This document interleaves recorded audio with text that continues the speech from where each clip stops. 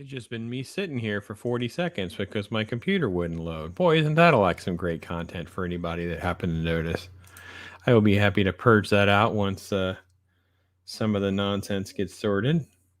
Hope you're doing well, folks. We got some cool stuff going on tonight, and very excited about having everybody with us. And let's see how we're doing over here. I'm trying to log in, as we will definitely be doing more Halo talk tonight. Stone Loki's supposed to be back with us, as well as Ironcaster and hold on here. Let's mute that. As well as Ironcaster and Ryan Roger Athay. And he'll probably pop in here right away because he said he was good to go. All right. Oh, let me send Ryan the link again. Hope you guys are doing all right. There's so much stuff to talk about, and I know we're kind of doing hit on Halo tonight, so I may be doing some other stuff on Thursday. Tomorrow I'm doing a Captain Trek, so we'll be doing a little bit of that, and yeah, so it'll be good times, and always fun stuff to talk about, things that are going on in the worlds, and like I said, feel free to hit me up. You have your comments. We'll try to keep up with chat and stuff a little bit. But let me bring Ryan in because, we're going to just jump right in tonight. We're just going to do it. Hello.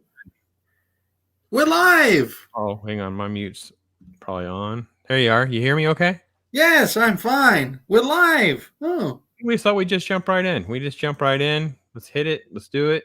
Well, I hope my signal holds out. You'll be all right. I'm sure it'll be great. And if you have to drop out and drop back in, hey, it's fine with me. Okay. We're all good. So I'm trying to just get in. I figured, well, we can just chit chat about all this stuff. I've been enjoying some of your videos and different content that you do. You'll have links there so folks can connect with you and do those little videos. How do you, I know you take recommendations, but how do you determine sort of your process of doing like little profile videos and things like that? You have sort of like a little thing to go. And hey to Keely Chow. Hey, Keely. Keely's awesome, man. She's all sorts of stuff. Yes, great. Doing person. all right. Yeah. Yeah, doing good. Really good, really blessed. Just jumping right in a little early. Obviously, we were doing the thing streamed for 30, 40 seconds before it loaded on my end, Ryan. So it's not going to be just you tonight, I guess. And hashtag real BBC raid. Yeah, well, listen, you know what? I've been watching Real BBC. I watch Nerdrotic. I do all this kind of stuff. So I'm a big fan, but at the same time, I have a lot of scheduling issues. And if I limit anything I do by everyone else's schedule, I'm not going to get anything done because there's so much great content out there. So I just got to kind of stay the course and just do the best I can. So, right, Ryan? I mean, there's just so much to do and pick from. What do you do, right? Yep. You got to stick to your own schedule. I try to make 3 or 4 videos a day. And I haven't made a video on Halo. I mean, episode 2 is far worse than episode 1, as far as I'm aware. Yep. But you have to stick to your own schedule, speak to people. Hopefully you and we all grow in the process. Yeah, and I don't know, a better way to do it than that. I think that for me, I've had such a long journey to end up where I'm at. It's like you kind of have to just continue to balance. And if you think you're just going to quit your job and do this, you kind of have to have a reality check too. So you got to find the life balance of what's going to work for you. And for me, this 5:37 window is good. I end at 7, so I don't think I'm overlapping too much with folks that want to hop in during the evening.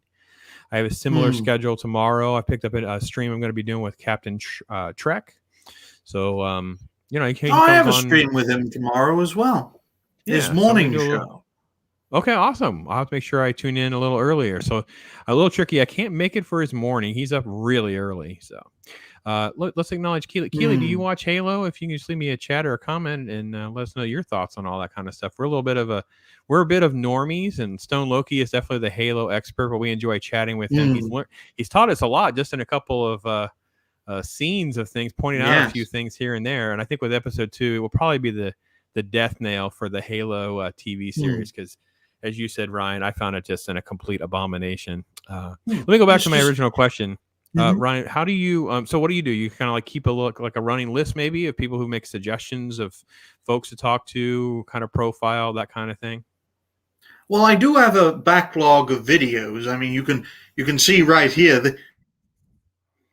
These are the amount of scripts I have. There's about 50 or 60 pages here, so there's at least a good 50, 60 videos coming up. I take suggestions and I put them in the schedule, maybe in a few days' time, so I can make thumbnails for videos in the library because I can't use my own systems at home for that. But yes, I'm willing to take suggestions. You can put them in the comments down below this stream. I can't really take them from chat because then I'd have to spend too much time sifting through, if you know what I mean. No problem, no problem. Keely says she has not watched. They have not watched Halo. Anyway. Hey, Keely, are you a man or a woman? Oh, I may have misgendered. At this point, I don't know what a woman is. So, no, I joke. I joke all the time. I actually gave my thoughts on what is a woman and my thoughts on what is a man. Yeah, I saw that and I thought to myself, "Oh man, you're putting yourself in all sorts of troubles." What I think.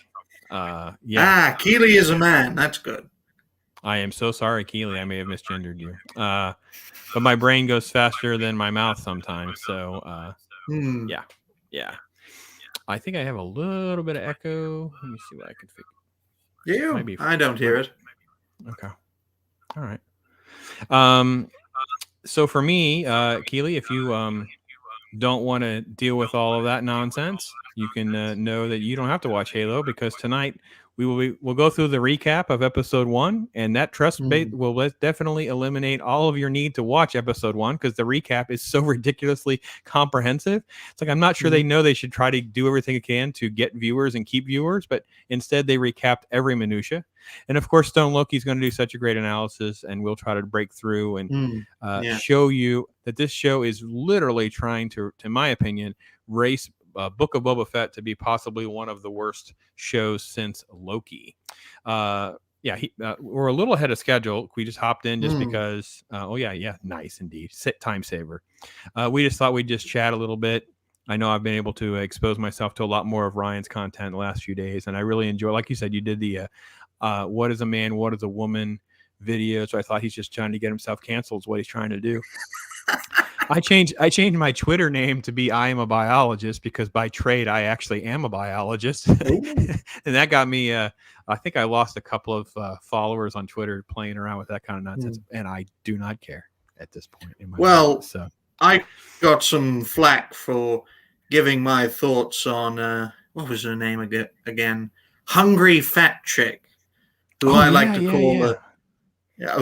to call a nasty name because that fits her description. I don't usually talk about people in a negative manner, but she is literally eating herself to death for views. And people have a problem with me pointing that out. It's ridiculous. You know, it's weird. I took the same kind of heat, but again, I had it a lot more privately than publicly, even though I think I had a couple comments on maybe my YouTube video or the Facebook post. I think that one did end up on Facebook as well. On my other channel, the Watch Your Story one, I profiled the fitness magazine where it had the obese lady on the cover, and she was basically being glorified as, this is fitness too. And I'm like, that is a recipe for people dying. She may be fine. I'm sure she's in touch with great doctors as far as monitoring, her health risk factors and things like that. But again, a scientist and me, I made the argument of, this is literally someone you really need to be in. Trust me, if you have not been exercising, you are suddenly going to be exercising, you should be consulting your doctor anyway, just because of health risk factors, what you could do to your heart, your blood pressure. You could have early onset diabetes. There's a whole lot of things. And many of these things we were not allowed to talk about for 2.5 years. You just don't know. There's all sorts of things. Yeah, and you just, you can end up with. So one of the more common things I would definitely expect someone who had not been exercising and just jumping in, you can just start retaining a lot of water. You're going to be perspiring a lot. You're going to be exerting a lot of energy and calories and those kind of things. Your body's not going to know how to handle it. It'll hold a lot more water to keep your metabolism going. So you'll actually likely in the first 2 or 3 days possibly gain a lot of weight, gain 3, 4, 5 pounds just because of the water retention that you may or may not have. And again, everyone is a little bit different. There are some generalizations that we can make. I'm gonna tell you their story, Ryan. I took some heat on this, and the person ended up blocking me. The best response, that person blocked me. I started following the person literally of my Schadenfreude because it was just like crazy leftist pro-pandemic extremes, and they started a thread. Marxist, right? Started this thread about ivermectin and things like that, and this study that doesn't, the study that basically claims, oh, it doesn't work at all. And I said, well, wait a minute. So if you're sick and you go to the doctor and you got better, you can't make such a broad generalization. I said, I'm in that classification where nothing was working for me. Go to the hospital, got an IV, got this, then I fell asleep. 3 hours later, I was good. Literally had to check myself out. They were trying to keep me longer and whatever. I don't want to get into any specifics of what I had and when I had it or whatever, but you can't deny it. Wasn't this what we heard for years before the pandemic was about my life experience? But suddenly my life experience wouldn't matter if it's in contradiction to their study and that kind of thing. So, but I took a lot of flack for the fitness video that I did and the picture, and I circulated the picture, and I'm like, listen, I'm not judging the woman as much as I'm judging the magazine for covering it. So, but again, it's all about getting myself in trouble. I took a little heat for wearing my LGB shirt to my office last week, and I heard today about that. So someone didn't like the fact that I wore that, and I'm like, well, first off, it is my name, and then two, it's, to me, it's more of a reflection of the media incompetence. And the person that was telling me this didn't even know the story of where that whole thing originated from. It says, you got to be kidding me. How can you people have opinions of things? Never mind. It's 2022.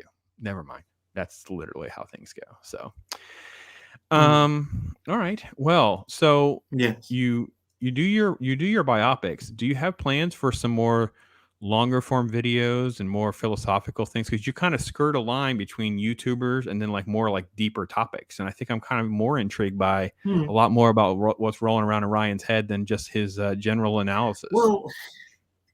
Well, I do have a philosophy playlist, but it's based on older writings that are already completed. So I didn't really have plans to expand on it. If I did, it would take a lot longer to write than standard videos. It would be quite a few pages of script, and they would be blooper filled. Believe me, it's hard enough reading a script that's a page long for me, never mind a good couple of pages. But I speak my mind on a variety of topics and people. The biggest is my thoughts, followed by suggestion videos, then Rising Stars. So Rising Stars is the third biggest playlist. But I do talk about other things as well. It's easier to talk about people and take suggestions because that means consistent content. And if you can release consistently, especially as a content creator, you can set up a foundation to grow. I think in the future, I'll give more long-form conversations. It's just more difficult to talk at people than to people. I think it's interesting that it's almost like creating like a date stamp of where speaking to Rising Stars in particular, it's a date stamp to where somebody is on their subscriber plans, what their reputation kind of looks like in a very sort of like helicopter high level perspective by someone that's not like, emotionally invested or biased in that analysis. And I really kind of enjoy that as well. I thought that was pretty good. And of course, it seems like every clip, even though maybe only a few minutes long, it seems like I'm learning at least a little nugget, and I am learning about new people. So those are really interesting. And like I said, I actually kind of was like cheering. I was like, oh, he's stepping out there with the I am a woman, I am a man stuff. Oh boy, Ryan's going to go. He's going for it, jumping in the deep end of the pond. So it's been a fun week catching up with a lot of that kind of thing. One interesting thing is, I think you're well aware of the Don't Say Gay bill, which is completely made up. But on Twitter, you can't say tranny.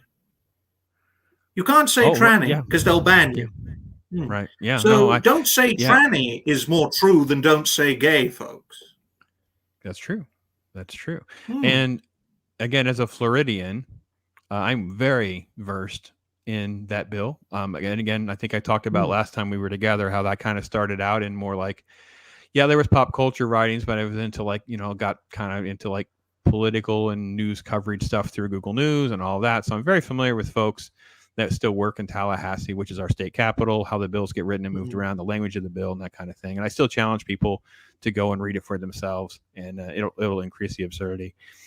And there's Adega popping in. Appreciate you popping in. And we have got to connect. I've got to do a long form, what's your story, and document that. Man, that's more like a heavy conversation. We can always talk pop culture and nerd.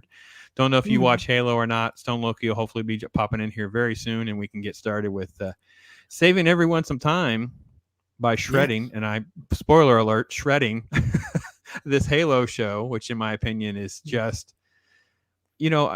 I didn't have a time. I was hoping to be able to get to it. And again, it's just trying to juggle time. Someone made a comment, I think in the real BBC, actually. Someone brought that up. I think Keely brought that up earlier. Was Snake Eyes, Mandalorian, Book of Boba Fett, and now Master Chief. It's like helmets off. And it's like, that's a pretty eye-opening death of fandom. So, well, Adega says, its identity. Yeah, just in so many layers of just, and says, I don't watch Halo. See, you come to the perfect spot. Because the recap for episode 2, the recap for episode 2 is so ridiculously comprehensive. You do not need to watch the first episode. I was literally, and I will say it created a couple of notes for me, because there was a couple of things I didn't get to either forgot or didn't bring up last time. Because when you start doing this stuff live, you just kind of get caught up in the moment and move around a little bit. But there's one little line in particular that it's a line that's one of the officials makes that totally contradicts kind of the best part of the entire episode earlier on. It's like, it's so strange to me how badly written these things are. And again, coming from someone that has done a wee bit of writing, I won't say I've been professional, like sending stuff into Hollywood or anything like that, but I've written a script or two. I've done some work like that. It's not the kind of thing that ever paid for me, but hey, listen, I'm not going to complain. I've been a blessed man, way more than I deserve. So what keeps bringing you back for the Halo talk? I thought this was, I thought it was just an interesting conversation we had a week ago, and thought, oh man, we may not see Ryan again, because he was like, well, I've got my fill of how terrible that mess is. Well, I thought it was going to be a one-time thing, because I didn't really know much about the Halo franchise. But then I thought, what about an outsider's perspective? Someone who's not very familiar, just chiming in, watching, say, a few reviews, getting other people's assessments, and then watching a few clips and comparing it with the original source material, as they say. So I'm really excited to be here. I'd like to be here every time there's a stream, but my signal is never really the best. Thankfully, there's only the two of us. Hopefully, Loki and IRONCASTER come along as well. But yes, I thought an outsider's perspective would be pretty good. I think so too, and I'm not going to pretend where I have found the affinity for, and people, trust me, I'm already taking heat by even talking about anything that has to do with Disney Marvel, and I know Loki's has his stance; it's opposite to mine. But I've become a student of the death of the franchise, the student of the death of the fandom, which is sort of like a Venn diagram, that goes around the famous critical drinker statement of the message, like, that part. But there's also so many elements. And I want to go back to the Loki show, because for me, I did a very extensive extensive research to do a video on how bad Loki was. And what I was shocked by was the lack of credentials of the writers. The staff had no credentials. Like, writing a few episodes for Rick and Morty, to me, you got a Disney Plus show. You're doing one of the, and Loki is definitely one of the more popular characters that came out of the first, MCU films. And yet you have no writing credentials, yet here you come. So I don't know. I just thought that was an eye opener for me. And it's kind of changed my equation a little bit on like how to analyze the franchises. And again,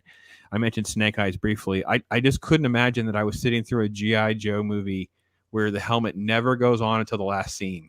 And that's in the trailer. Like, I was like, if you think you watch this trailer and you wanted to see this, you're like, oh man, this is going to be great. That's literally the last shot of them. I don't know if did you watch the Snake Eyes movie? No, I did not. I don't really watch many modern releases, to be honest. spoiler alert, no helmet. Completely changes all the origin and all the affinity that the G.I. Joe fans would have, because it has nothing to do with the Snake Eyes that was written about, that was in the TV shows and all that. And then again, the whole Henry Golding plays the lead character Snake Eyes, and the helmet shot goes on at the very last scene of the it's almost like a stinger, but it's not a stinger. It's like, I think it's the last shot of the film. I was like, man, this is just horrible. And I'm not, again, same thing with Halo. Know about it at a very cursory level. G.I. Joe way more than Halo, but it was like, I just knew, I could feel it in my gut. This is going to be bad for them. They are not going to like this. This is bad news. So, I go back to I wanted to touch on briefly that, Halo has had this long storied process to get where we're at. And it really hit me as I was watching the second episode that, you start talking about, 10 years basically of this, Amblin Entertainment, Spielberg's name on it. It's going to be a movie. Different people were kind of rumored for a while.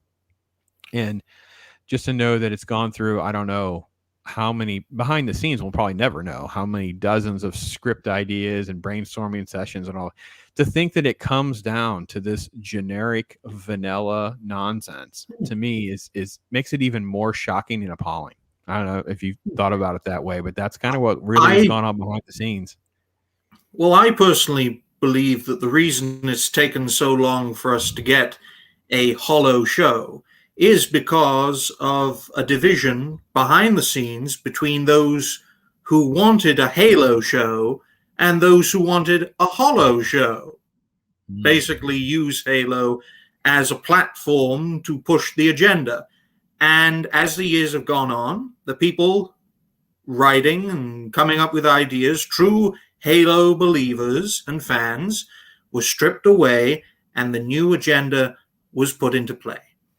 So that's why we have generic, awful Hollow, because the people writing it want to kill the franchise. Just like with most modern TV series, especially, also films, but mainly TV series, it's designed to destroy these characters.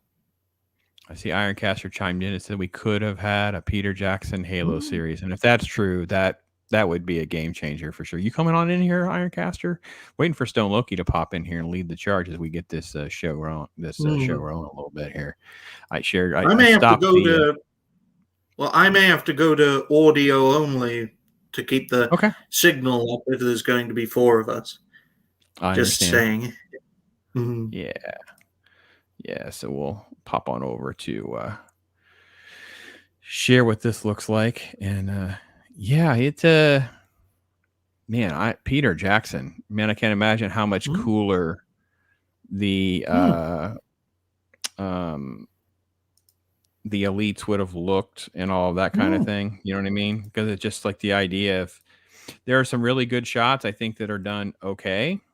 Then there are other shots I'm like, not so good. But let me pop the links back in here for them, so in case that's what they're waiting on. I thought I sent it earlier, but I may have, I don't know. You make mistakes. I am definitely the stereotypical boomer by stereotype, not by age, just so we're clear. I am more of the boomer in incompetence with technology than I am the boomer of age. Hopefully they'll be popping in here. We get started and crank this up here. But it's funny whenever you watch the first episode. There he is. How you doing, Ironcaster? Thanks for hopping in, man. Hey, not a problem. I apologize in advance for subjecting you to Halo. Yes, let's say yes. I can't believe I said this. Hello there. Yeah, I said, it's funny watching the first episode. You get 10 or 20 minutes in, you're like, this isn't terrible. We're moving along. I got a lot of issues. Definitely not going to be a big fan favorite because of some of the contradictions and issues that it created, but not terrible. So wait, was there actual good content in the first episode? Because I skipped that one.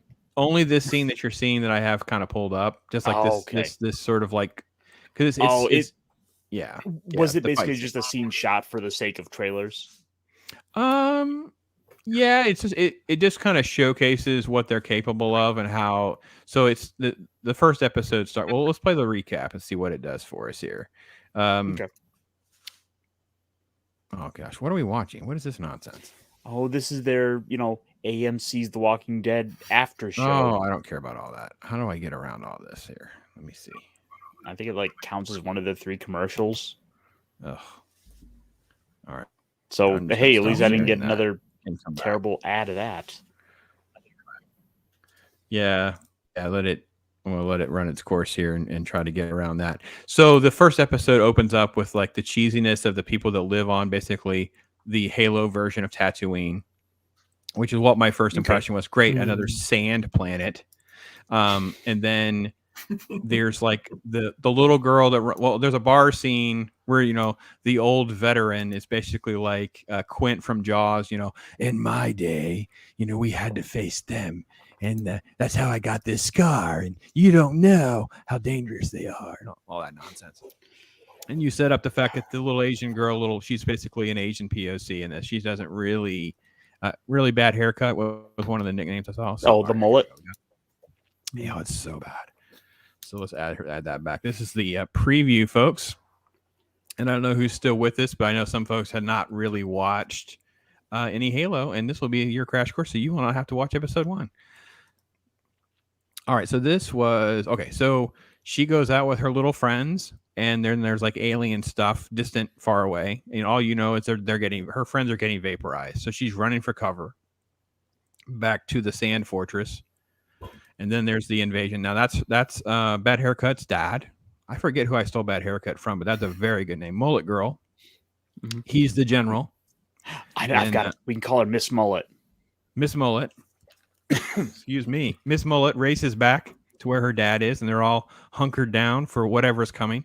At this point, the humans are led to believe that the Spartans are evil, and the elites are the ones that show up, and they're basically just vaporizing people. There they are. So these scenes, some shots were good, other shots were horrible. There's a couple fight scenes and stuff that leave a lot to be desired. Stone Loki kind of filled us in last week that nothing looks right. Like it's just all cheesy alien substitute type stuff. Nothing appears to really match up. This is the recap of women everywhere lead the universe. This is the elite breaking in. Oh, yeah, so the humans are so dumb, they all basically hide in the equivalent of the Tatooine basement. So when the elite finds them, he just can murder them all. That was episode 1. It's a fish shoot. Yep, fish in the barrel. And then they show up. So you get the cliche Iron Man scene, and then they kind of go to work. That was the old guy. That was Quint. And they kind of have this battle that plays out. And I think Loki was trying to say that the caliber mattered enough that would be why he's so much more effective than the humans' weapons. Because the human weapons were doing nothing. They fly in, and you have 4 or 5 Spartans that take care of basically everybody. And the head nod is, now suddenly the Spartans are not bad. So this was the death of Miss Mullet's dad. Because it was, I don't know about anybody else, I thought it was totally cliche and predictable. And then this is them patrolling Tatooine, and they find this cave where the aliens were, and this sets up this artifact nonsense. Yeah, I don't understand this shot, because the shot implies he's going to attack, but nothing happens because this is Master Chief getting ready to touch the artifact, and then when he touches it, you get this like a EMP effect. Meanwhile, these bigoted aliens, which are not clearly named well, they're called prophets, evidently. Then they have this human that works with them for no explainable reason. Don't quite understand this weird costume or not. I forgot to ask Loki. She looks like she's wrapped in a Hot Pocket. Hot Pocket? I'm thinking like a seaweed wrap. Like if you imagine if you went to a sushi place and before they cut it, they wrapped you up inside and like, we're going to close your face now. Hold your breath. A burrito, right? So I don't know what they're called. So I have to ask Loki, like, what's burrito lady's name? Oh, geez, I see it now. All right, well, let's see if it'll let me come back. Yeah. I'm sorry, guys. My first rodeo in some ways, trying to navigate through doing some of this. I see now Ryan says, yeah, gone again. Sorry about that, guy. We'll see if we can figure out how to share it again. I usually go through and screenshot the entire show, and then Oh, I wow. just set myself up a slideshow for when I do like Gundam, for example. Okay. Yeah, I usually just kind of jump around. We had a lot more time this time than we did last week, so I thought maybe I can get away with just showing a little bit more. So we'll just kind of go through. I'll keep the recording. Then we can always start and stop again if we need to, and we can kind of have more of more talk, I guess. I'm not sure it's going to let us do a whole lot more because it's just crazy guy, artifact talk. Nobody cares. And then that amazing scene of that got shared around of the guy screaming at Master Chief. He's like, "What are you? I don't know." Yeah, he touches it again, so we have to have blue light. And then he has his little memories. Do they build up any backstory of like his abduction or childhood at all in the games, Loki? In they a little flashes, but in the animated movie Reach I was talking about, they actually show you exactly what happens to him and others. Halsey, the only one Halsey ever talked to was John because he's special. She does a little trick with this coin. You find out that he has amazing hand-eye coordination. He's bigger than the other kids. He's stronger than the other kids. He's arrogant though too. And what they do is they flash clone the kids. They flash clone them. They replace them with the clones, and then the clone dies shortly after they replace them. And the parents are completely unaware that, hey, my kid got swapped with a clone and is now dead. So they take them. All the kids wake up at the same time in the UNSC facility on Reach and are told, hey, you have been conscripted. You are now part of the military. Get used to it. It's time to live. It's time to go through boot camp for the next 6-7 years, and then we're going to make you a Spartan. Okay. See, this is what I said last time. I said I'm just shocked that there was just such a lack of interest in trying to include any of this sort of like EU. Like, there's so much extended universe and stuff that they did and tried to do. It should be back again. I appreciate Ryan letting me know for sure the up and down again. We're getting little alerts too, but at this point, we're just going to kind of wrap up a little bit because we're near the end. Nothing's actually happening for any of you folks that have been in and out with us. This is where Miss Mullet's mad because he's going to go and take it to Reach and he's going to leave her there. And basically, can I trust not Dave Chappelle or not? And he says he can. Does anyone believe that's going to, not bode well? And then fast forward a little bit more, he just goes back just because and leaves her. Here's just some of the folks bringing him in. He's handcuffed, followed by the other Spartans. The artifact's going to be handed over. It's basically on display. Let's see, you get a little further.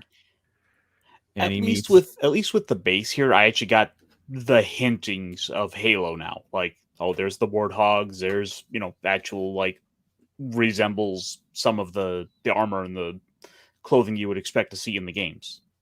I thought that set was well designed. In retrospect, I also felt like I was somewhere. Like I actually felt like I was somewhere different. I don't know that. I'm not going to try to get into the accuracy details. You guys would be a better expert than me, but at least I felt like I was somewhere. And that was actually kind of relief. And then this is basically Halsey showing up. It's what was the great line, Loki? I'm glad you remembered it. It was about being mama. Oh yeah. You gotta run back to mama. You gotta go back to mama and be mama's pet. Boy, that is so true in this scene. Like it just becomes like he's so mentally juvenile. It was so strange.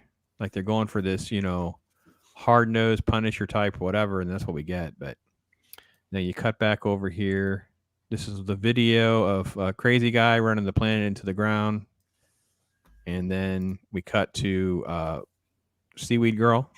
She's going to transform and become a human and take off her seaweed so she can go and naked, because that's what we needed was booty. We needed something there for that. And then we got just that little bit of side boob, which I was really surprised to see. I was surprised to see that they would actually show that. Yeah, TV 14, yeah. And it was interesting to see the back and forth because it definitely explains what Loki said earlier about it being like a sibling, because that's the kind of thing you would intercut like that. You would just kind of set that up later on. So that's kind of where it is. So, well, in and out with stream issues, copyright issues. What I would probably do is just download the whole thing, hit the mute on the sound. So hopefully it'll allow us to re-upload it as a regular video as well. I do appreciate Ryan coming in and out because I know he's had some of that kind of stuff. So, Ironcaster, I know you agreed to let me subject you to this nonsense. Yeah. Nothing actually happens in this episode. So it's even worse than I remembered it to be whenever I reached out to you. So the episode ends, and I'm sitting there like, and I'm like, I grab my phone to check something real quick, and I look up, and it's like trying to autoplay me into Picard. I'm like, no, no. like, no, I Halo's enough. I can't do that to myself. Yeah, so again, it's funny because we have, Loki, you're hardcore into Halo. You've got this long storied history. You've been a part of this franchise has been so important to you. I'm a total normie. I never actually played. My sons have played, so I'm very familiar with it and that kind of thing.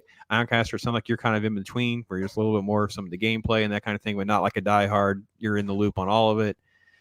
And none of us can come to any affinity for this show. None of us. So who in the heck is this made for? Don't know. The scissoring hens. I am sure going to be screenshotting. You keep doing that to me. I am sure going to be screenshotting some of the wallpaper scenes to steal for role playing games. Like, this cool space shot. All right, I'm going to use this for anything else because none of the players who I'm going to play with are going to have any idea what show this came from because they're not watching it. Yeah, Ryan says he will never watch Picard. I agree. I'm never watching Picard. Yeah, I will. I agree with you there, bro. Not going to happen. For me, I just felt like, I forget how long ago it was. I forget who said it. I think we've all kind of had some ties to the whole, nerdrotic as sort of universe of fandom that's kind of out there. I don't know if it was Critical Drinker, one of them, but it seems like Disney just figured out that they could make cheap shows with cheap writers and fill their site with stuff that people will just go through. And Paramount thought, well, we'll do the same. And that's kind of how this show basically came into existence. Like somehow, whenever the first Disney show landed last year, maybe a little bit before that, I don't know when this went into production, but I feel like it was just this rush nonsense with terrible writing, terrible effects, and all that kind of stuff. Well, why would here's the thing? Why would Paramount be worried if Star Trek's doing so well? Oh wait, it's not. It's all a mess. I don't even know that they care about what's doing well or not, as long as they own it. It's just like keep throwing content on there. Yeah, exactly. At this point, it's all just content to be able to fill spaces, to be able to say, "Hey, come watch something this week." Yeah, they're putting money into their streaming service. That's what they're doing, and that's how they're selling this to people that are like, why do you still have this up? Why are we still paying for this show? Why are we doing this? Because we're filling up our content collection for our new streaming service. We have to spend money on the new streaming service. Halo. This show has a budget of $90 million. That's crazy. That's just it. But it's funny because we've had all these sort of statements and whatever. This is one of the reasons I canceled Netflix a while ago. And it was like, there just seemed like they were just, we had a few things here and there, and then it would seem like they would put out 3 or 4. And I guess what I realized was there was so many things that were being released that I was not interested in. And I just realized they're just throwing so much against the wall. Like just keep filling it up with something, because a certain percentage of people will always click it, will sit through it, watch it, maybe just have it on they're listening to. Because then I don't know.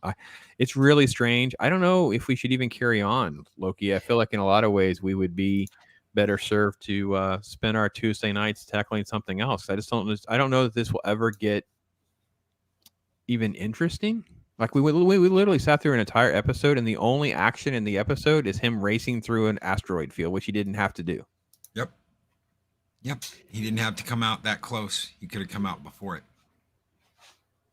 I mean, really, if anything, I think this is doing us a favor because it's kind of helping, I think, to push people on the fact that there's a lot of older shows out there that you can be watching. There's services like Tubi, Pluto TV, where you can just watch these things for free. Mm-hmm.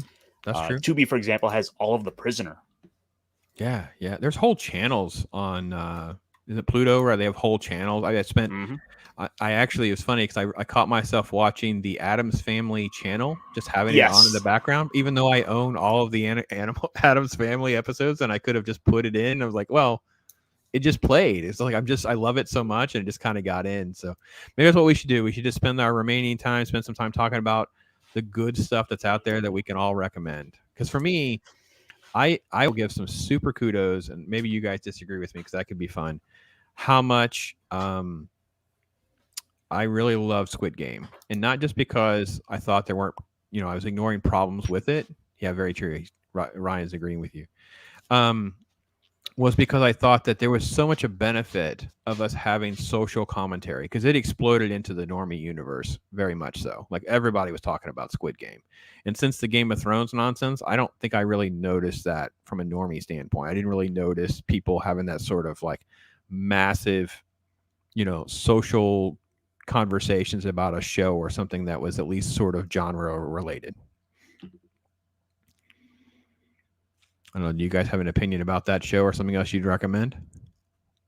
I'm on the season 10 of Stargate, rewatching Stargate. I'm also like, I've got Atlantis. Well, I got the Blu-rays. I've only got the Blu-rays of everything. So I got the Blu-ray set, the entire Blu-ray set of SG1, Stargate Atlantis, and SGU.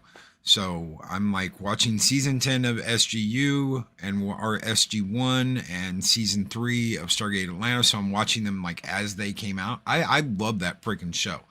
You can't argue with the fact that, I mean, altogether 17 seasons, 3 movies, 1 original movie before the series, 2 movies after the series. I love shit like that. This should be right up our alley. Halo should be the show that we're like, yeah, come on. And it's just how many diversity hires did we make today? Oh, really? Oh, well, great. I'm the wannabe Sarala of the group. Yeah. Oh, I need to rewatch Stargate. I've been kind of getting a bunch of memes inundated to me lately with Stargate stuff, and it's like kind of like the powers that be are trying to like push me like, hey, Ironcaster, there's a lot of Stargate here. You should probably come watch a little bit of it.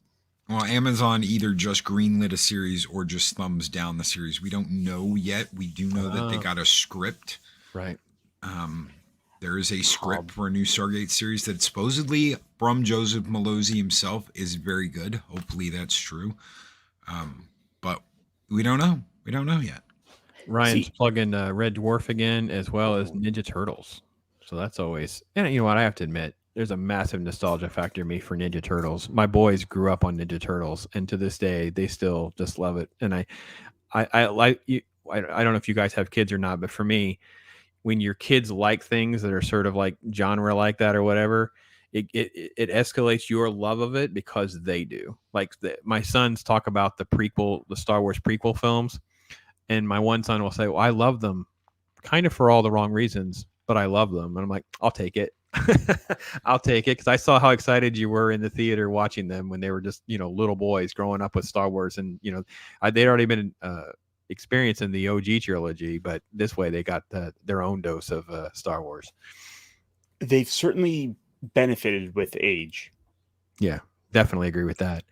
For me, I drive all over the road. So you guys are dive deep and you start talking about Stargate going from the beginning to the end. My ADD doesn't keep me that focused for that long period of time. But I will say I did a little bit of a quick review on the Scream movie, the 2022 one. So it took me down the avenue to rewatch all those, which took me down the avenue of rewatching like older horror and picking up. I know what you did last summer. Well, I did. Yeah, it's funny you mentioned that because that's kind of on the to-do list. The one I haven't watched in forever. The Halloweens, there was a couple I had never seen. Watch those, and I've been down that avenue. Resident Evil again, those kinds of things. So and some things are good, some things are bad. But I will be honest, compared to like today, you start appreciating some of that stuff so much more. That third Halloween movie is horrible. I don't know what the hell they were thinking. Season of the Witch nonsense? The Season of the Witch nonsense. Yes. It's like, wow. Yeah. That Season of the Witch movie is for Halloween is good on its own when you just kind of put it aside from the whole Michael Myers stuff. Yeah, it's just when not you kind of get Halloween back into movie. the original intent was of what that franchise, what they wanted to do with it, where they wanted to just go and tell like standalone stories set on Halloween. It just, Yeah. I don't think they were expecting the character of Michael Myers to become a cultural phenomenon. Oh yeah, it's like Jason Voorhees and not being in a Friday the 13th movie. If you go and see, if it might be a good horror movie or a good suspense movie, but if you call it Friday the 13th and Jason Voorhees isn't in it, people are going to be pissed. Nightmare on Elm Street without Freddy. What they did with that new Nightmare, where they made the movie about it being in the real world and him being like a real demon, but it wasn't him. But yeah, that's not Freddy. That's not the Freddy we want. We want the guy that's like, you forgot the power glove.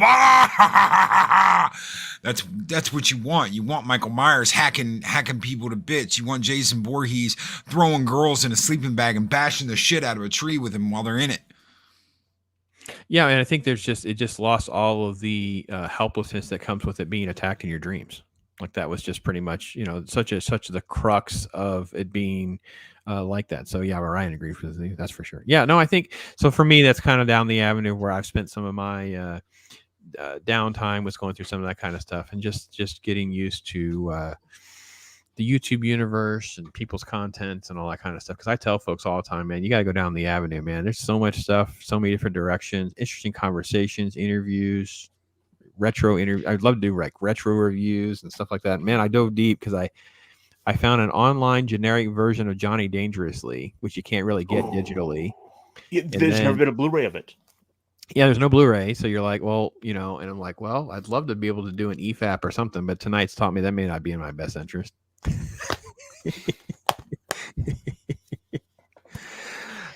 I've myself have been getting into I've been kind of going off the path, and I've been getting into a lot of like Kamen Rider lately. Just going into like the all the Super Sentai, the cheap kind of cheapish, Japanese superheroes, your Power Rangers-esque. Mm-hmm. And then I started looking. Yeah, absolutely. And I was looking around and realizing that like Kamen Rider alone has something like 30 series with 50 episodes each. Wow. I definitely haven't tapped into all that.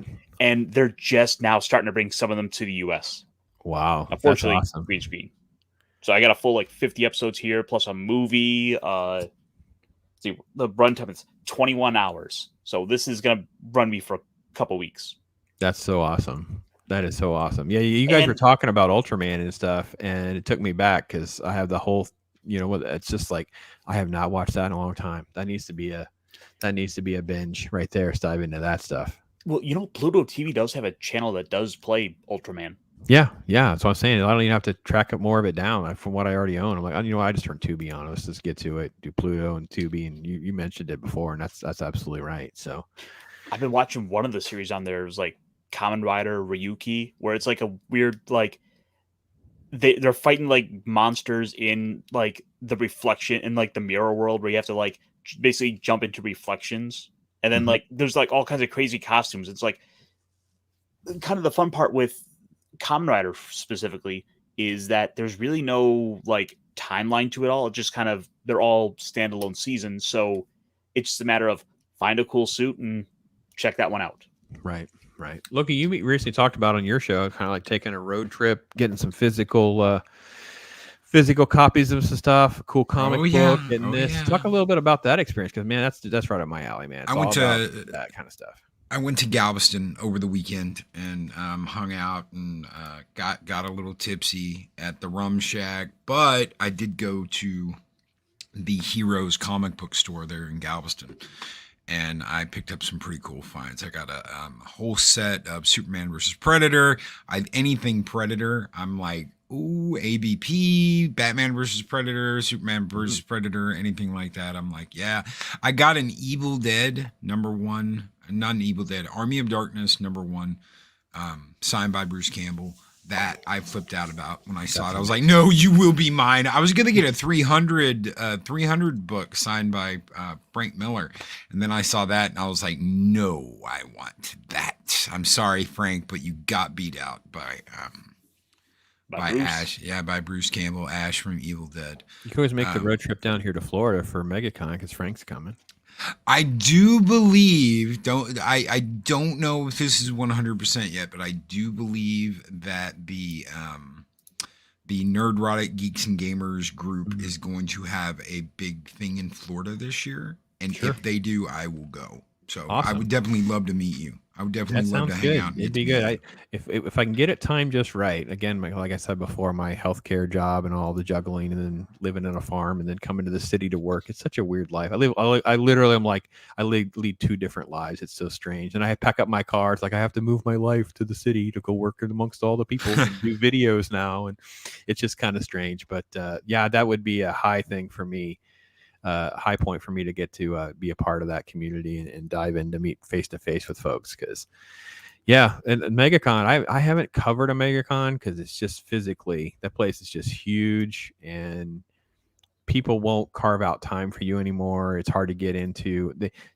Even with a press pass, you get like one panel, maybe two panel. You get like it's just not like the old days where you get to meet Stan Lee because you're press, and you're like, the old days, you're like, you're meeting people that you didn't even know you could be in the same room with. Now it's like, good luck trying to get in a room, and it's just so strange. And yeah, I've talked to my daughter. One of my daughters loves to go. They cosplay, and she's covered stuff. Well, she's the one that got me I have a Lord of the Rings mini poster that she had Elijah sign for me last time, because I have Sean Astin. So it's nice to have two of our hobbits sign my mini poster. So I'm always on the lookout for the others and things like that. So yeah, she may be going in my place, but yeah, it was tempting. Gina's coming, Frank's coming, and of course Frank Miller is part of the reason I'm even all this, man, because it escalated me from like being a little bit casual into like the diehard comic book stuff, and it's just one of those things. I've never had a chance to meet him, and I always feel like myself, like I feel like I just go to him and just say thank you. You know what I mean? You feel like it's funny how we think about our teachers when we're young, maybe someone that's mentored you or whatever, and it's like someone like this, you influence such a large faction of my life that I should at least just say thank you for it. I don't even want your autograph today. I'm just here for that, because I've done that to like Marv Wolfman. Wolfman gave me a ton of his time. George Perez, because of Crisis on Infinite Earth, and the multitude of stuff that they did that got me into my early phase of collecting. But I've never met Frank, and man, it'd be cool. That'd be cool. So, how about you, Ironcaster? Any cool pickups, physical copy stuff? What are you up to these days? Well, let's see. Actually, one I just got in the mail today. I haven't had a chance to even pull this out of the wrapper yet. There was an Indiegogo comic I had backed. Awesome. Called Dame Gang. Oh, wow. Yeah, look at that. Who did that? Oh, unfortunately, I don't have names on the cover. I'd have to pull it up. That's fine. That's fine. That's a little embarrassing. Yeah, it's okay. It's good. It's hard to keep track, man. There's so many good stuff out there. Yeah. Oh, yeah. It is just so good to see. Big, muscular women wrestling. Ryan chimed in. We were talking about make Comic Cons great again. Boy, that is so true. That is so true. I did the San Diego one once, and it was just so much going on. I was really just blown away at all of the life-size stuff and whole cityscapes and things like that they do for that. Man, it's so awesome. Unfortunately, this is about the best I can do at the moment. That is so much fun, though.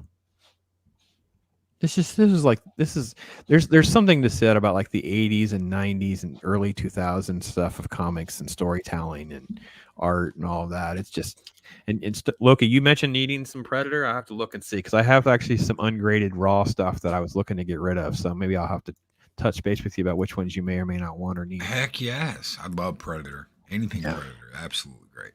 I think one of the last big crossovers I managed to pick up was Batman versus Judge Dredd. Oh yeah. Got a copy of that laying around here. Yeah. The crossover Batman stuff's always kind of fun. There's like one Spawn one was good, one was not quite so good, but the cover arts are like, it's still fun to have them. Captain America one, Spider-Man one, yeah, they did all that kind of stuff. Yeah, Batman's kind of wrong with my thing. Yeah, Batman was kind of my thing. That's like most everything was that. So yeah, I don't have anything really new to show off that I could reach, because the last stuff I got were like fill in Star Wars stuff that I've been selling on eBay where I'm missing a card for a set or some nonsense. I don't know if you guys have that dilemma where you're like, oh man, how'd this happen? And it's one thing where I like got it and I'm like, again, it's the OG of me. It's like, oh wait, 37 and 27. Oh, I messed up. I have two 37s and no 27 or something like that. So I need a card. And it's a key issue. Yeah, something like that. And then last comic I got graded was I'm into Tron. This is from the Tron variants that they did. The I Wolverine remember ones. those. Amazing. Yeah, I have two 9.8 Wolvies. They're just beautiful. But I have the Cap one, and the one I really wanted was the Ghost Rider one. But some of those are just so rare. People have glommed them all up. So, and at that point, it's just like a cool art piece. It's just beautiful. So I got it back as a 9.8. I've sent in like 20 more things. We'll see what comes back as fun stuff. Not so much. We'll see. So, one of the other books I can recommend that has held up really well is Common America. That's become one of my favorites from the like whole indie scene. Sure. And I just got around to reading volume 5 of that, which got my digital copy. Still waiting on the physical.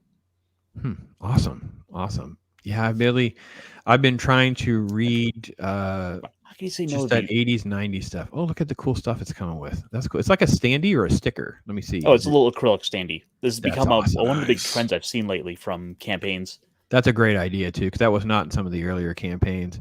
I don't know. Did I show off the she here? I don't know. Let's see if I can. Oh, yeah, I have she. I saw you had it on the shelf. Billy's such a cool guy. I need to email Yeah, I have all of it here. I've already been breaking it out and reading because it came with the cool bookmark.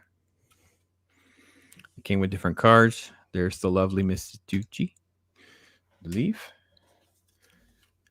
Back in the day. So I've got my Cyberfrog binder right here, and I've got a bunch of the trading cards with that. Yeah. My Cyberfrog's in the other room. I actually been reading it, rereading all of that. And, it's so fun how meta he was before meta was a thing. Like it's just so fun reading Ethan stuff, and the detail that he put into some of this stuff was just really good. And this is a really nice hardback omnibus. For those of you that you still try to track one down, hardcover, really nice. The transfer is really nice. Like, I mean, it transferred really nice. You do not have any major loss of quality or anything like that. He went all out on that. And there's one I wish I had picked up for the trade on that one. Sent you a picture on Twitter, Pops. I don't know if you want to pull that up or not. You want to pull it up? If you want to. I didn't even know these existed until I saw it. It's so fun going through comics at a comic book store and finding something you never knew existed. Yeah, share it to me. Let's put it up. Let's see what Ryan said. He got another one here. Korean and Japanese pop culture is the future, in my view. It's totally dominated everything. And I will say, I think that obviously everything goes through cycles, and I think the American industry will come back, but I think it'll be nice because they'll have to elevate their game to be competitive. That's nothing but great. Do you need me to share it, or are you going to share it to me? Oh, I'm going to share it. I'll share it. Okay, perfect. All right. Add to stream. Let's see what we got. Was that Space? That is Space Above and Beyond. That is an old series that was on Fox in '96. I had absolutely no idea they made a 3-part book series. And I just happened to find all 3 signed. That's awesome. At that store. So I was like, you know what? I want it. I bought all 3 of them. But I had no idea there was ever a comic, and it gets put out by Tops. It's just one of those weird things when you're going through independent and you're looking and you're like, well, what am I going to find? I'm looking in the S's. I wasn't even looking for that. I was looking for, I think I was looking for Space Ace. Oh yeah, that's Space Ace #1, which is what I got. I did get the Space Ace #1. I found it, but they had all 3 of these too, and I was just like, oh yeah, I'll buy them. I'll take them. Shit. That's so cool. Yeah, I wish I had them with me. They're not. They're in a box. I already bought. So when I pick stuff up like that, if it's something I'm going to be investing in, kind of thing else. I had 2 early Uncanny X-Men's, are like the 170s, 180 range. This is one of the cards I got. I was missing, and I would probably buy extras just because they were going to do away with her in this realm, right? So slave. Oh, you mean the Hut Slayer outfit? Yeah, choking out choking out Jabba. It's the silver factory set. It's from the other. That is so cool. Was that from the 90s like This trading is card 90. craze? Yeah, this would be the Series 2 set. Would be that one. Yeah, there were factory sets that were like sealed with the tins, and I have some of those, and put some stuff on eBay and do this and do that, and some stuff you keep, some stuff you do whatever. Oh, what am I gotta figure out where I was at? Which one do I want here? I was at my dentist about a couple of years ago when when it was like right around time of one of the big anniversaries for the original trilogy, and the dentist was telling me how we saved this box for you. I'm like, what box? It was a box that had a bunch of like printer paper in it that had Star Wars slattered right over the top. So I have this printer paper box that my dentist gave me that has like I think the big iconic like poster from A New Hope. Oh wow, that'd be kind of cool, man. Good night. You have to share that with us. Ryan says long haul. It's a tough time getting back forth to comics. He doesn't have comics, so maybe I need to get your address from you, man. I need to send you my personal email, and maybe I can just send you some stuff, man. We gotta hook you up. Can't be any excuse. You gotta get your nerd on, man. We'll find something. We'll send you something, man. It's worth the post. Ship it over there. I've got a short box right by me with a bunch of my stuff, including like Frank Miller's RoboCop. Ooh, man, yeah, I have that one of the number ones. I don't know if it was which version it is, but man, some of that artwork and stuff. He's just, it's good stuff. It's always good stuff. Talk nerd stuff. This is the best part about doing the Pops talk with folks, things like that. So we're coming up on 70. If you guys need to dip out, I totally understand. So I kind of set you for that time. And if not, we can keep chatting about whatever nonsense you guys want to chat about. Because Loki, you got me hooked, man. I have to ask. You got a different show every day, every week, all this fun stuff. How do you kind of put your show together? How do you kind of plan things out? Well, I do not do anything until the last minute. And the reason why I do not do anything till the last minute is because everything's always changing. And I learned if you're going to do a daily morning show and you plan something like, 2 weeks in advance, something very well could change. Now, if I do a guest, if I have a guest come on and I'm like, okay, well, we'll bullshit or we'll do this or that, as long as it's not Mexican Iron Man, because I love to torture him, usually I'll plan something out. But if it's a day-to-day thing, if it's, Taco Tuesday or Thirsty Thursday or a Friday night weekend review with Dave Bob, I do not plan.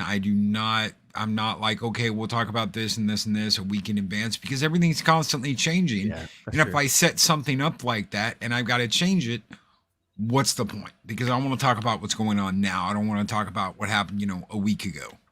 That's true. And the daily thing was that would be a thing. Ironcaster, what are you holding up there? You're teasing me. I got to know what's behind the door. We were talking about all those crossovers, and I've got a heck of a crossover.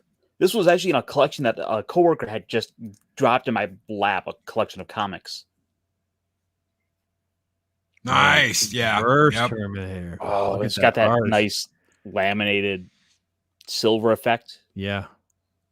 Look at when that. Comics used to have all the cool gimmicks to the covers. Yep. I love my gimmicks too. I think I heard Gary talk about it one time on his show about I love my gimmicks or whatever. Actually, since what's that? All the gimmicks. Yeah, look at that. Common America. Look at that, a boss. That's a nice foil cover. I'm glad that those guys are doing that kind of stuff too, man. It's like there's no shame of being a 90s collector. I hate some of that stereotype nonsense. I got into a Twitter feud with someone who was nitpicking Invisible Woman's bikini costume or whatever that nonsense was. I'm like, you obviously didn't read it. And they were so mad. I'm like, well, you didn't read it because there's a point. There's a story there. Love Loki's show. If it were possible, I'd be on every day. I know, man. It's good stuff. I can't be on. I have to work the day job, bro. It's not going to be. All right, let's see what we got here. This is issue 2. Gosh, that's so good, man. Wouldn't it be fun to be able to pull off doing movies like legit, like doing it right, by with that Frank kind of Miller. stuff? Yep. That'd be so much fun. God, I love Miller's work. Oh, it's so sweet. That is so sweet. The whole run. Oh, gosh, that's look good. Flying right at you, man. It's so good. Oh, I love it. Like I just went on a whole binge of just collecting a bunch of RoboCop comics. So that's one of my big collections in this long box. That's awesome. That's awesome. Do you have something that you're eyeing like I don't have yet, but I gotta get my fingers on? You got anything, Loki, at top of your list? Like this is what I'm hunting for. There's some early Teenage Mutant Ninja Turtles, some early Frank Miller stuff. I do want to get 300 eventually. If I go back, I might go back to that comic book store next month after I go to ICC Con if I have money left over and get that 300 book that was signed by Frank Miller. I'm hoping it's still there. If it's not, Tell me what early Miller you're looking for too. I might be able to help you out there. Oh yeah. Yeah, I may have because I think I've earmarked my 158 for grading, but other than that, of that run, I could probably part with some of that. Oh, Ironcaster's got something else. He's got something else. It's the best. Like hanging out at a coffee shop back in the day, where you're just eating, drinking, and just sharing. Oh, that's so sweet. Yeah, first one. Yeah, and it's Selena's another one showing of them off. those pressed in covers where you can actually feel her body. Yes, she said it's like it's raised up. Yeah. Look how she's drawn. Embossed. Look how she's drawn for you, SJWs. Like a woman. By a woman. Created by a woman. Yeah, I just went on a big writers old, like, back in the day. I had gone on a big binge of just wanting to get a bunch of like the Nightfall era of Batman. So I wound up just going down and picking through the collection, and apparently I have my next issue is 15, so I'm missing a big old like collection in between there, and I just kind of grabbed a bunch of Catwoman 1 to 14 or 2 to 14. Looks like I'm picking those up next because that's Detective Comics, but these are some great covers. Oh yeah, this era is my Nexus era, man. This was I can't wait for the next one to come out. Had them all. Yeah, it's so good. I love them all. The Breaking of the Bat issue was such a big deal because you didn't know it was coming. Yeah. It's just so good. And the irony is this was not even considered like the cream of the crop back then. This was more like at this point she was still almost like third tier in the Batman. All right, I'll do one last cover just because it is another solid cover. Yeah, look how hot she is. Yep. It's like nerd love right there. Nerdgasm. It sure is, isn't it? It's such a great era, and you can get the comics for so cheap. Like I'm buying these 90s books for less than the price of a new book today. Oh yeah, I think I sold a lot of mine for a couple bucks a piece. We were looking for it was 3 or 4 comics in the middle of Nightfall, and the place I go is Space Cadet Comics. The place close to me is Space Cadet Comics, and I asked the owner, I was like, "Do you have any of these?" And she gets on the computer. She goes, "Give me just a minute," and she comes back with this giant saran wrapped. Where'd he go? Did he take himself out? I think you might have hit the big red button by mistake. But I did want to say thanks for doing your morning show because it does a good job in getting me through my day at work. Well, thank you, brother. Thank you. Absolutely. And dude, seeing you there, hanging out with everybody, that's what it's all about. That's what all this is all about. Being able to do this and talk to everybody and get a chance to interact with everybody. I messed up. Sorry, guys. You push the big red button? Well, you do what you do, and I admit to being the boomer. This was at the top of my list. I actually posted this on eBay because my friend didn't want it. He's a major X-Men fan that I am of this era that I am not. I'm a more of a uncanny classic type stuff, but all the weird stuff he's like. So this was one. It's funny that these DF covers and signatures don't really have a premium. I had picked these things up for a few dollars, and they are all autographed with their certificates through DF. There are comics that just don't have any value because they made millions and millions of them. Yeah. So it's sad. He didn't want it, and I've fallen out of favor, of course, with Bendis. But I do have some like that are Bendis ones. I'm like, ugh, But yeah, I got you get this stuff, and some of the stuff I've had for years. I've got one simple rule for my do not buy list. don't block me on Twitter. So once they do that, it's done. That's the whole Twitter thing has changed everything for me. Now I can easily kind of go through and like figure out.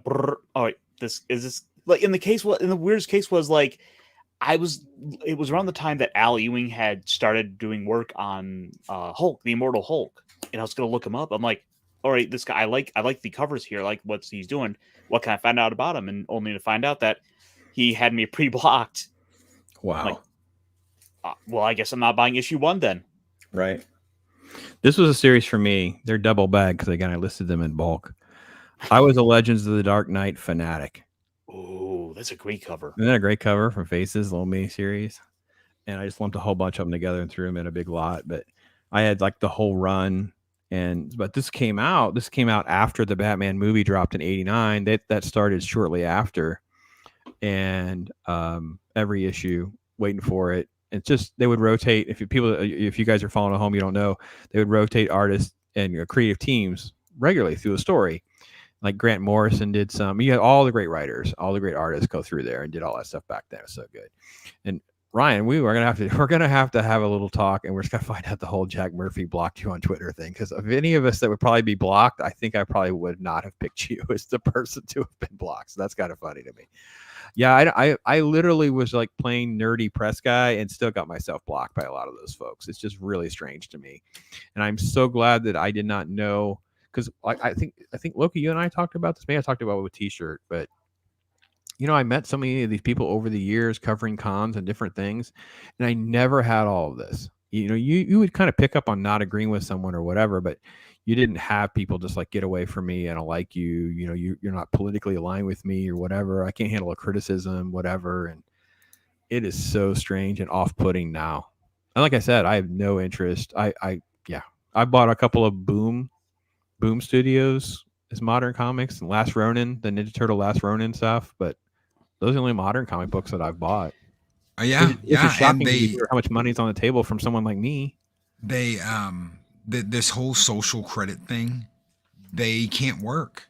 They are afraid. They're on their knees. They're on bended knee to all these people that can cancel them at any moment. And instead of standing up and saying, no, this is all bullshit, everybody needs to quit acting like this, they just follow in suit because they don't want their reputation damaged. They don't want to be labeled. They want to make their paychecks. And so they'll go along with all this shit. And the complicity in all this cancel culture bullshit is as much on them as it is on the people that orchestrate this shit. I agree because you're basically just a useful idiot at this point. You're just basically you're going along. You're either a soldier for the message or you're complicit of not doing anything. Yeah, it's crazy. Yeah, Ryan's explaining. He says, I made 2 videos criticizing him as a cuck pretending to be an alpha. That's so funny. Nice. I'm not Ryan. I gotta watch those videos, man. And then he says, yeah, true Loki preach. Okay, so funny story. And Ryan, you'll appreciate this too, because you just used the word as well. So I was texting my friend, and he is hardcore lefty, California. We've been friends since high school. Like, I don't know how old you guys are, but for me, having a friend from high school is extremely rare at my age. And I mean friend, like we actually see each other and stuff, not like just, I know they're on Facebook and every now and again I message them happy birthday. I mean, I actually see this man. Hardcore lefty, don't talk politics, don't talk religion, all that kind of stuff, right? But he's been ill. We've been messaging back and forth. Now he's getting better because he's actually one of the ones that are actually been pretty wrecked by COVID. He'll never be quite the same, most likely. I mean, we're hoping and praying for him, and I forget the topic. I'd have to scroll through my phone and find it, but I used the term cuck. But it was in the context of a large paragraph that I was texting. And he said something, and his response was, please don't use that word. And I kid you not, I had to go back and read, what? Like, I don't really curse. I'm not really like a rude, aggressive, nasty, I don't do those things. So I'm like, what did I say? I thought, did autocorrect change something or whatever?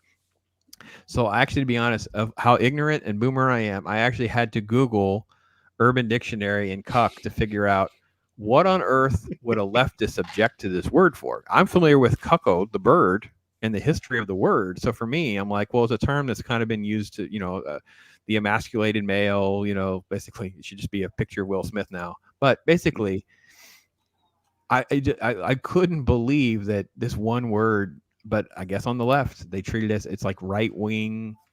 Oh, it's all right wing. Yeah. It's been labeled and stigmatized with this sort of alt right stigma to it, and I'm like, you've got to be kidding me. That's a little extreme, I think, but okay. What I've kind of picked up is that, and this is something I have noticed with people who are, we'll say, are more left leaning.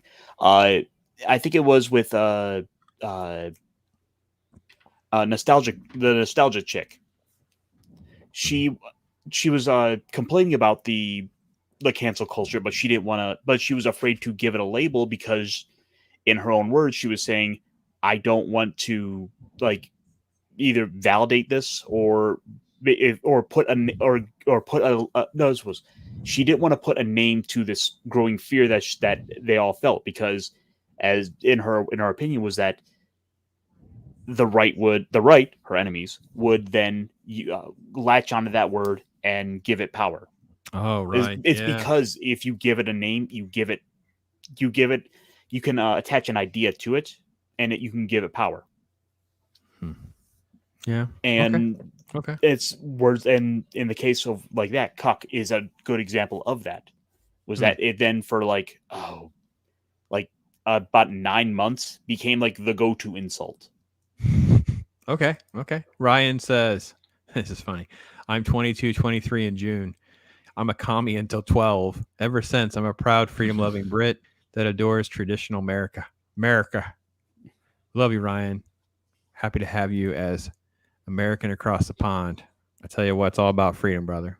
All about freedom. I don't care what you do. I love Loki's show with all of its profanity and all of its chaos.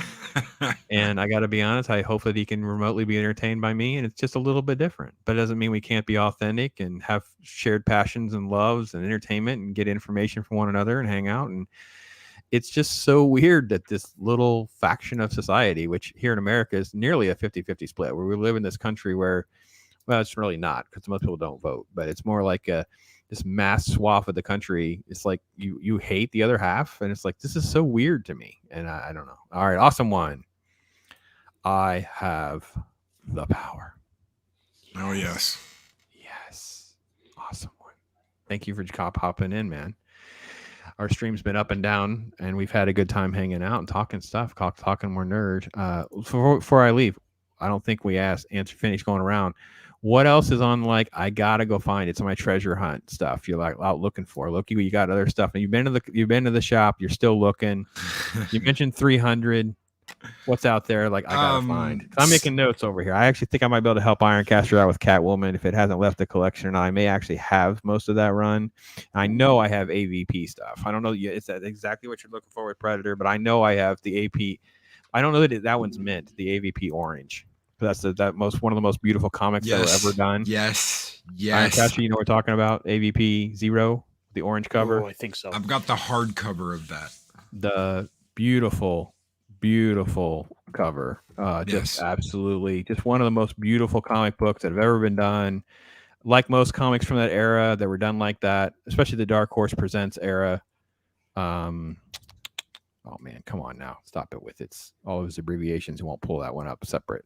Oh yeah. Yeah, he sees it. Yeah, yeah, it's one of the. And see, I love if I have to do a hunt, because I have 2 that came back as a 9.6. I want a 9.8 of AVP 24, which is the origin of the aliens, and it's that blue cover, and those are so sensitive to stress marks, little tick marks, and stuff like that. So same thing with the orange. It's like you just can't find them. Looking for a car, awesome one. I can't send you a car, bro. I'm not sure what you're looking for, but I can't hook you up there. I drive a little gas-saving vehicle. I have a Matchbox laying around. Best I have is a hot rod. Oh, I don't think you're gonna part with that though. So, dude, where's my car? Dude, where's your car? Where's your car? It was here, dude. It was here.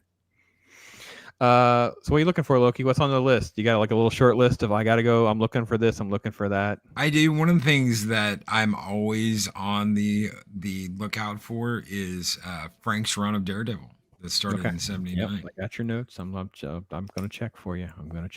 See what I got that I could part with. I can always check my local comic shop, see what I can find there for you. Yeah, it's a great little place. It's got like what they keep actually in the main store is like about 130 short boxes just full of back issues. So there's plenty to go into there. I found a copy of The Pit in there. Nice. Ooh, I have my pit behind me. Yep, I saw that right there. Recognize that cover anywhere. I was able to buy it for like $2-3. Yeah, my Dale Keown, the permanent fixture, never leaving me. Just so boss. Yeah, I missed an opportunity because I was kind of looking to do some collecting and kind of get back into it a little bit. And I walked in the store and he had this really, really nice version of Avengers 181, which is one of the comic books that meant the world to me because it was one of the ones that I was into when I was like, 7 or whenever it came out. It came out in 78, so I would have been 8. And 181 has become a big deal because there's this little 2 or 3 panels. It's this one right here where they're all, because as a little kid, I didn't know who anything was. I was still learning. And it was like they had done like a story arc with the Guardians of the Galaxy and all these different characters kind of came in. So this is the issue where they sort the team out into 7. It's only going to be 7. And they chose Falcon over Hawkeye because of race. And I never forget that issue. Got me so much into comic books. And I walked in this store. This guy had one for $40. And it was really nice. Of course, I'm too busy talking to him about comic books and grading and storage and some different things that had changed over the years. And didn't buy it and watched someone walk right ahead of me and get it. And I was like, damn. Oh, man. So still on a lookout for a 181 that's a reasonable price that is really sweet. What is Awesome One saying now? Don't think I can fit the hot rod to go to work. Yeah, it's true. Not gonna be able to take that ride to work, but still be sweet to have in your collection. Just saying, that's one. Yeah, actually, this is from the studio series, which are just phenomenal figures. Like, because I'm sorry, my green screen's acting up, but it looks like it just came right out of Transformers the movie. That's awesome. That's awesome. Like, man, down to like he has the little visor that pops down, and you could put it on the little blade, the little buzzsaw like attachment for his hand, like just from like the random little scenes from the movie. That's so cool. It's funny you say that because I had a little Transformer moment. I don't know if you guys follow Gary Neurotic. He had a little clip he posted on Twitter of his transforming Optimus Prime, where you tell it to transform and it transforms. And I thought to myself, oh yeah. I looked at it actually. I was on a member stream and Gary had asked me, was I going to get it? And I looked at it, and I mean, the price aside, no, because it's not as fun for me. I want to have the toy in my hand. I want to transform it, and to have Optimus transform himself, while cool, takes away my fun. Okay, yeah, I can't argue with that. I have to be honest. There is also the thrill of being able to transform them. I will say, especially if you can find the old school ones that are still metal. It was like, oh, that was the best, man. We did that. One of my favorite bits about the new ones, especially, is pulling it out of the box without the instructions. Like, how the hell does this thing transform? Oh yeah, not knowing. Yeah, Autobots transform. I've got to the left of me right now in my studio. I have a 2-foot tall Superion. That is completely transformable. It's big. It's the aerial bots if they are full size Transformers. So basically, you get the full size aerial bots. I ordered those from Japan, directly from I can't remember the company. Probably Iron Fortress, maybe something like that. And that was about $600. That's the most expensive Transformer I've ever bought. Yeah, those third-party Transformers are crazy. Yes. Yeah. Especially seeing some of those. Like, I was looking at the third-party Onslaught or Bruticus, and it's like all the little characteristics of the individual characters. Like, Swindle just looks like a smarmy asshole. Yep, I've got Volcanus, which is the Dinobot one that combines. It's the same size, but I do not have that put together like that. He's in pieces in the living room in each individual transformation. Making Superion out of the Aerobots was probably the most time-consuming headache I've ever had. doing a transformation because each there it's just crazy how you have to transform. How many I was steps there are? literally I was looking up how to do it on Ermgo's stuff, I think is the name of the channel, and he does all that stuff, and I was just like, wow, because there's like 100 Just- something Just for like things you have to one do. arm, it can be like Yeah. 5 steps of like a panel folding out and then having to fold under, and you're like, Yeah. this is the just arms to reveal the opening hand. up. Yeah, the arms opening up the transformer, tucking the fists inside, closing back up, twisting them a certain way, bending them backwards, and you're like, oh, and then tucking the feet in and closing it around it, and making the fist, and you're like, God, this is like, this is not the same Transformer stuff you had when you were a kid. Yeah, this was I had a little bit of that at a con. I had the boys with me, and we were looking at one, and it was like it was out of the box. It was like 300, a few feet tall. I was like, boys, you aren't gonna be able to transform that one. That's a little too much. We're not gonna go for that. We're gonna stay in our kind of stay in our little age bracket, kids. We're not gonna do that. We're not going that far. So yeah. It's good stuff. Let me wrap the stream there. But if you guys hang on for just 1 second, I do have some other stuff for you guys. Again, bells, whistles, links, Loki, Ironcaster, Ryan stuff in there, folks, for any of you that are listening.